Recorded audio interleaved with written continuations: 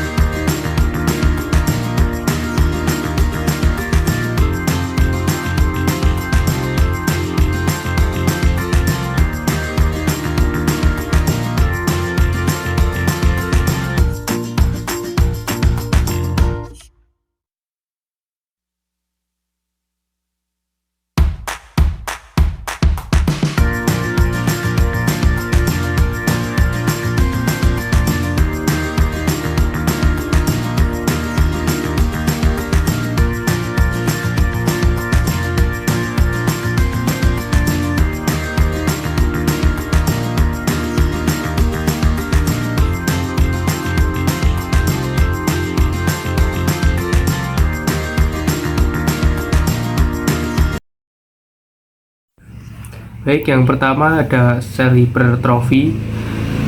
Sel-sel pada jaringan epithel sederhana datar mengalami pembesaran ukuran hipertrofi sebagai respon terhadap peningkatan kebutuhan akan fungsi sekresi. Hal ini terlihat dari ukuran sel yang lebih besar dibandingkan dengan jaringan lain. Yang kedua ada hipertrofi dan hiperplasia. Sel-sel pada jaringan epithel sederhana kubus mengalami pembesaran ukuran hipertrofi dan pertambahan jumlah hiperplasia sebagai respon terhadap peningkatan kebutuhan akan fungsi sekresi dan absorpsi. Hal ini terlihat dari ukuran sel yang lebih besar dan kepadatan sel yang lebih tinggi dibandingkan dengan jaringan lain. Yang ketiga ada hipertrofi dan metaplasia. Sel-sel pada jaringan epitel berlapis silindris bertanduk mengalami pembesaran ukuran, hipertrofi, dan perubahan jenis sel metaplasia sebagai respon terhadap gesekan dan abrasi. Hal ini terlihat dari ukuran sel yang lebih besar dan keberadaan sel tanduk yang mati pada permukaan jaringan.